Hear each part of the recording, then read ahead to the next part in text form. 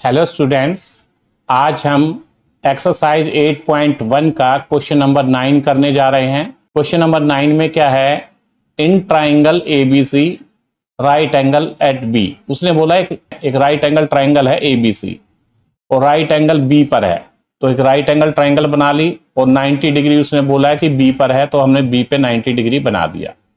तो और क्या दिया है आपको? If tan a equal to 1/√3।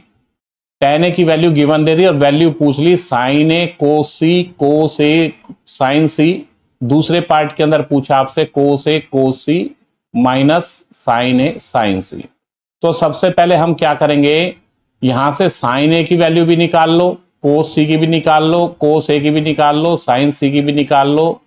तो सबसे पहले हम वैल्यू निकालने की किस चीज का यूज करते हैं? गिवन का। गिवन हमारे पास दिया हुआ tan a equal to 1/√3। tan a equal to 1/√3। tan a का फॉर्मूला क्या होता है? Perpendicular upon base. Perpendicular upon base. तो कंपेयर करो तो परपेंडिकुलर के इक्वल क्या आ रहा है? 1 आ रहा है और बेस के इक्वल आ रहा है √3। तो एंगल ए की बात कर रहा है वो, तो ए के सामने वाला ये एंगल ए है, तो इसके सामने वाला परपेंडिकुलर होता है, तो ये 1 हो गया और ये एडजेसेंट साइड होगी जो सी ए की, वो हमारे बेस हो गया। तो बेस हमारा √3 हो गया। सबसे पहले पाइथागोरस लगा के हम ए सी की वैल्यू निकाल लेते हैं। चलिए पाइथागोरस लगाते हैं। सबसे पहले पाइथागोरस क्या है हमारी? ए सी का square equal to A B का स्क्वायर प्लस बी सी का स्क्वायर। ए सी तो हमें पता नहीं, आप इसको ऐसा ही छोड़ो। ए बी हमारा क्या है? √3। √3 का स्क्वायर हो गया प्लस बी सी का स्क्वायर हो गया हमारे पास। तो अब निकाल दो वैल्यू। ए सी का स्क्वायर, अब ये रूट से 3 कट जाएगा तो कितना हो गया? 3 और 1 का स्क्वायर 1 होता है, तो ए सी का स्क्वायर इक्वल टू 4। तो ए सी इक्वल टू, जब ये रूट है इधर जाके अंडर रूट में आ जाएगा, अंडर रूट 4 निकलने के बाद 2 आ जाएगा। तो ए सी की वैल्यू क्या आ गई आपके पास? 2 आ गई, 2 यूनिट्स। तो मैंने ए सी की वैल्यू लिख दी। सबसे पहले हम क्या करते हैं? साइन ए की वैल्यू निकाल लेते हैं। साइन ए फॉर्मूला क्या होता है साइन ए का? P/H। ए की बात कर रहा है वो, तो परपेंडिकुलर कौन सा हुआ हमारा? ए के सामने वाली साइड परपेंडिकुलर होती है, तो परपेंडिकुलर हो गया हमारा 1 और हाइपोटेनियस हो गया हमारा 2। तो यहां से 1/2 आ गई वैल्यू। अब आप क्या करो? कोस सी की वैल्यू निकाल लो। कोस सी, कोस का फॉर्मूला देखो, बेस अपॉन हाइट। तो बेस हमारा एंगल सी के बारे में बात कर रहा है, आप ध्यान से सुनो।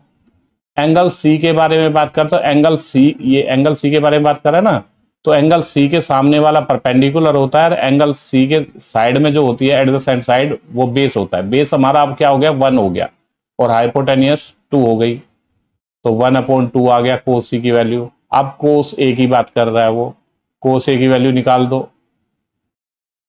कोस ए, कोस ए की वैल्यू क्या आई हमारे पास? कोस ए का फॉर्मूला क्या होता है? जो यही होता है कोस का, तो बेस अपॉन हाइट। तो बेस हमारा क्या हुआ? ए। अब ये एंगल ए की बात कर रहा है वो, एंगल ए, तो इसके सामने वाला परपेंडिकुलर होगा, तो ये बेस होगा। तो बेस अब की बार क्या हुआ? √3 हुआ। √3 अपॉन हाइट क्या है? 2 है, तो कोस ए की वैल्यू √3/2 आ गई। साइन सी भी निकाल लो। साइन सी, साइन का फॉर्मूला P/H। तो परपेंडिकुलर एंगल सी के बारे में बात कर रहा है, एंगल सी ये है, तो परपेंडिकुलर एंगल के सामने वाली साइड होती है, तो परपेंडिकुलर हो गया हमारा √3 और हाइपोटेनियस हो गया 2। तो साइन सी की वैल्यू आ गई √3/2। अब हमने चारों की चारों वैल्यू निकाल ली। अब हम क्या करेंगे? इसका फर्स्ट पार्ट करते हैं और सेकंड पार्ट करते हैं। हमने जो वैल्यू निकाली थी वो हमने ये चारों के चारों यहाँ पे लिख ली हैं। अब फर्स्ट पार्ट देखते हैं इसका। फर्स्ट पार्ट क्या है? साइन ए, बीच में जब कोई भी साइन नहीं होता तो इंटू का साइन होता है ये, तो sine A into cos C plus cos A into sine C. तो साइन ए की क्या वैल्यू है वो रख दो यहाँ पे 1/2। ये हमने साइन ए की वैल्यू रख दी 1/2। इनटू, अब क्वेश्चन में कोस सी है तो कोस सी की वैल्यू, कोस सी की भी 1/2 है, 1/2। अब साइन प्लस, अब कोस ए की क्या वैल्यू है, कोस ए की √3/2, √3/2 इंटू साइन सी की √3/2। देखो ये हो जाएगा 1/2 की 1/2 से मल्टीप्लाई हुई तो 1/4 हो जाएगा, प्लस अब √3 की √3 से मल्टीप्लाई होगी तो 3 हो जाएगा ये, और 2 की मल्टीप्लाई 2 से होगी तो 4 आ जाएगा।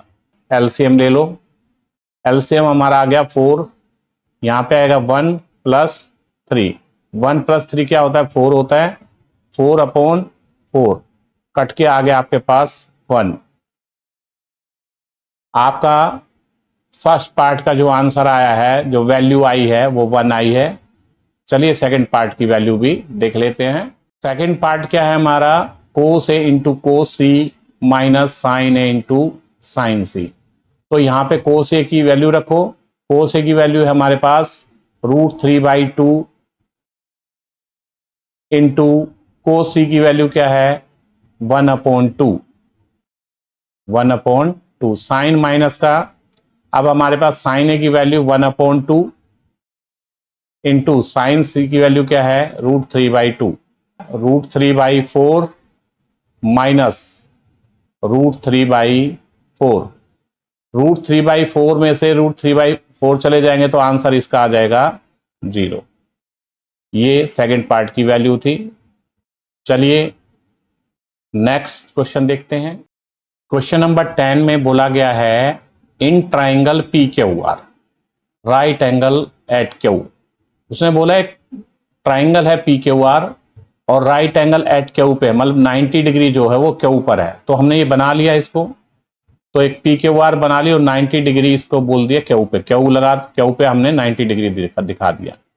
अब आपके पास क्या दिया है, एक तो गिवन दिया, ध्यान से सुनो, P R plus Q R equal to 25 और पी क्यू इक्वल टू 5। तो सबसे पहले आप लिख लो जो गिवन दिया है उसका यूज करेंगे हम, P Q equal to 5 centimetre और क्या दिया आपको P R plus Q R equal to 25। आपको determine the value sine P, cos P और टेन पी की वैल्यू निकालनी है। लेकिन हमारे पास तो जब निकाल सकते हैं ना, हमारे पास कुछ रेशियो होगी। आपके पास तो साइड एक दे दी और इनका सम दे दिया, दो साइडों का आपके पास सम दे दिया।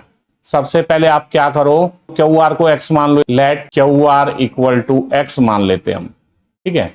तो इस इक्वेशन में रखो तो क्या हो जाएगा हमारे पास पी आर प्लस एक्स, है ना, क्योंकि एक्स माना हमने क्यू आर को, इक्वल टू 25। अब पी आर की वैल्यू निकालोगे तो क्या आ जाएगी, पी आर की वैल्यू ये प्लस का उधर जाके माइनस का हो जाएगा 25 माइनस एक्स।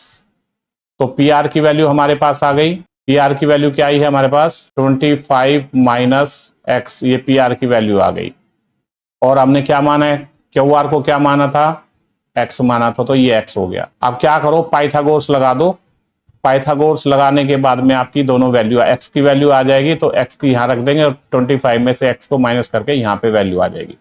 पाइथागोरस लगाओ। पाइथागोरस क्या कहती है, हाइप का स्क्वायर इक्वल टू बेस का स्क्वायर प्लस परपेंडिकुलर। हाइप क्या है हमारा पी आर, है ना, तो यहाँ पे पाइथागोरस लगाओगे तो क्या हो जाएगा, पी आर का square equal to P Q का स्क्वायर प्लस क्यू आर का स्क्वायर। ये पाइथागोरस हो गई हमारे पास। अब जो जो वैल्यू पता है वो रख दो। पी आर की वैल्यू कितनी है बेटे 25 माइनस एक्स का होल स्क्वायर हो गया, क्योंकि पी आर का स्क्वायर है, इक्वल टू पी क्यू।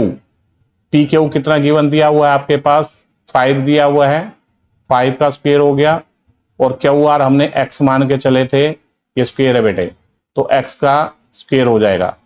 तो अब आइडेंटिटी खोल दो, a माइनस बी का होल स्क्वायर। आइडेंटिटी मैं बता देता हूं क्या होती है, a माइनस बी का होल स्क्वायर, तो a की 2 प्लस b की 2 माइनस 2ab, ये हमारी a माइनस बी के होल स्क्वायर की आइडेंटिटी होती है। तो a का मतलब यहाँ पे 25 हुआ और b का मतलब x हुआ। तो आइडेंटिटी खोल के लिखो, a का स्क्वायर मतलब 25 का स्क्वायर प्लस b का स्क्वायर x का स्क्वायर हो गया, मतलब माइनस 2 इंटू 25 इंटू एक्स, और इक्वल टू क्या हुआ 25 प्लस एक्स स्क्वायर। अब देखो ये एक्स स्क्वायर प्लस का इधर जाके माइनस का हो जाएगा, तो एक्स स्क्वायर से एक्स स्क्वायर कट गया। 25 का स्क्वायर होता है 625 और माइनस 50x इक्वल टू 25। आप क्या करो 25 को इधर ले आओ, 50x को इधर भेज दो, तो 625 minus 25 equal to 50x, minus का था प्लस का हो गया।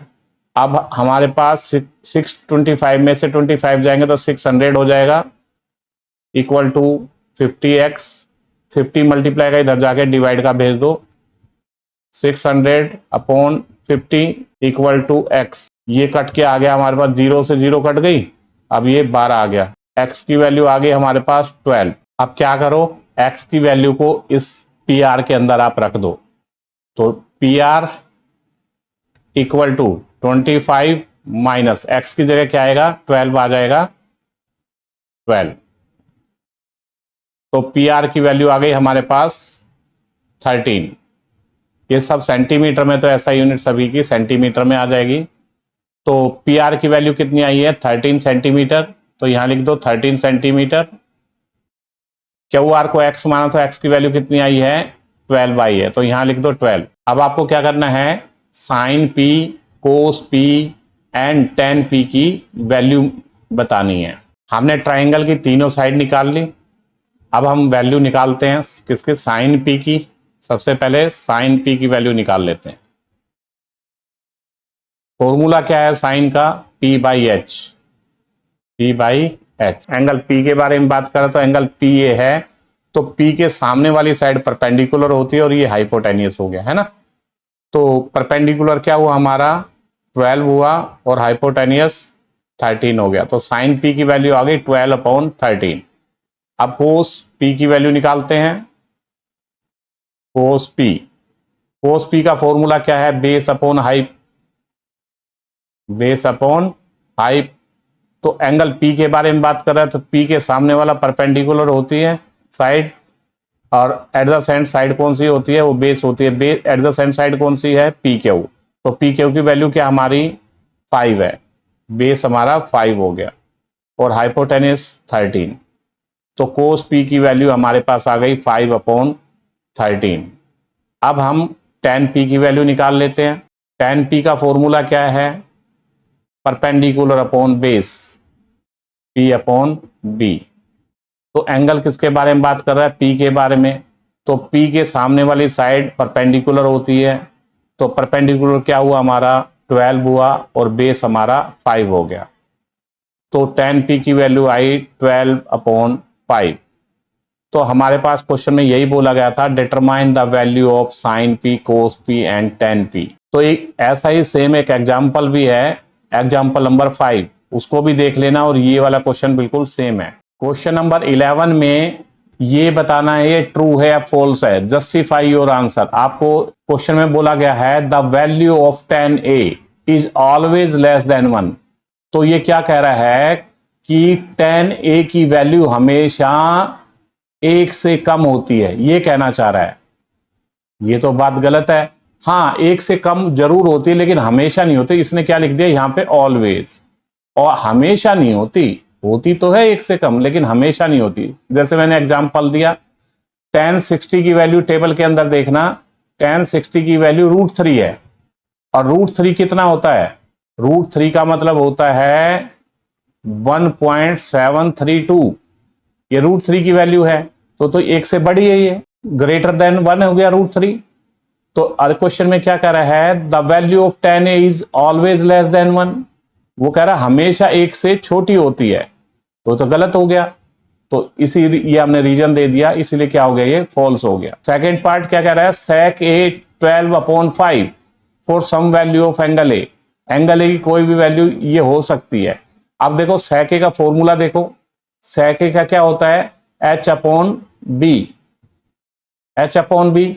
हाइपोटेनियस आपको पता है सबसे बड़ा होता है, ट्राइंगल की साइड में सबसे बड़ी साइड कौन सी होती है ट्राइंगल, और ये दोनों साइड छोटी होती हैं। तो यहां देखो ऊपर बड़ा है और नीचे छोटा है, मतलब हाइपोटेनियस ये हो सकता है और ये बेस हो सकता है, तो ये वैल्यू हो सकती है। ठीक है, तो इसलिए ये ट्रू हो गया। थर्ड पार्ट में बोला गया है को से is abbreviation used for the quotient of angle A. तो ये कह रहा है कि कोशेंट का जो शॉर्ट रूप है, एब्रीविएशन क्या होता है, छोटा नाम। जैसे हमारे घरों में हमारा नाम निकनेम रख देते हैं, कोई बड़ा नाम होता है निकनेम रख के छोटा सा प्यारा सा नाम रख देते हैं। इसी तरीके से साइन जो होता है, देखो वैसे तो रूल ये कहता है कि SIN फुल ये होता है, लेकिन हम इसको क्या, साइन ए, तो हम इसको शॉर्ट में क्या बोलते हैं, साइन ए। और बच्चे इसको बोलते थे सिन, सिन नहीं होता साइन होता है, एक्चुअल में फुल नेम ये होता है।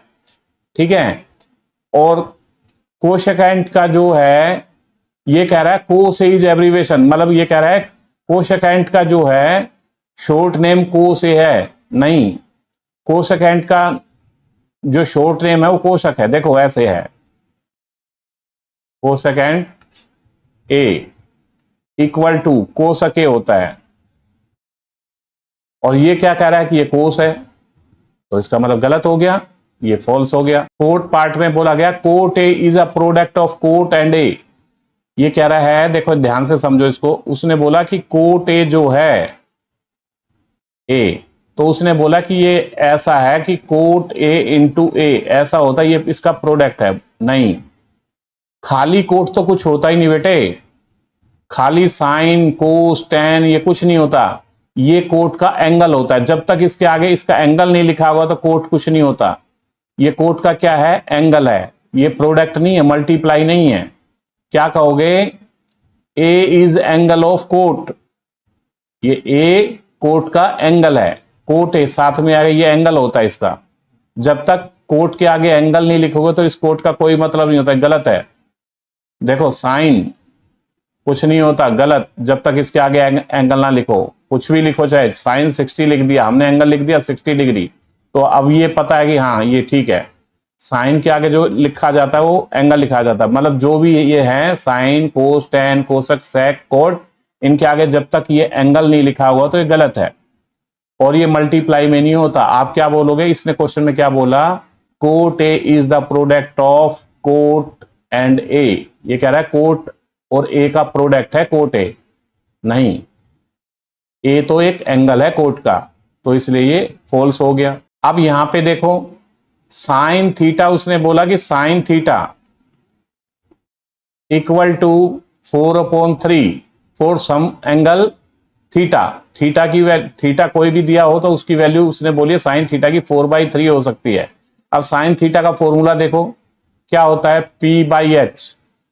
तो हाइपोटेनियस हमेशा बड़ा होता है परपेंडिकुलर से, और इसने दिखा दिया कि परपेंडिकुलर बड़ा है, 4 बड़ा दिखा दिया ना, और हाइपोटेनियस छोटा दिखा दिया। आपको पता राइट एंगल ट्राइंगल में सबसे बड़ी साइड कौन सी होती है, हाइपोटेनियस होती है, और इसने क्या दिखा दिया कि परपेंडिकुलर बड़ा है, पर तो वैसे होती है हाइपोटेनियस, गलत कह रहा है वो, तो इसका मतलब ये फॉल्स हो गया। तो sine theta equal to 4/3 for some angle theta, अगर ये 3/4 होता तो ये ट्रू हो जाता। क्यों हो जाता, क्योंकि हाइपोटेनियस हमेशा बड़ा होता है। हाइपोटेनियस फॉर्मूला क्या, हाइपोटेनियस हमेशा नीचे है, और इसमें नीचे 3 दे दिया, तो इसलिए ये फॉल्स हो गया। अब यहां पर एक्सरसाइज 8.1 एंड हो गई। अब नेक्स्ट एक्सरसाइज अगली वीडियो के अंदर देखेंगे। चलिए इस वीडियो को यहीं पे एंड करते हैं।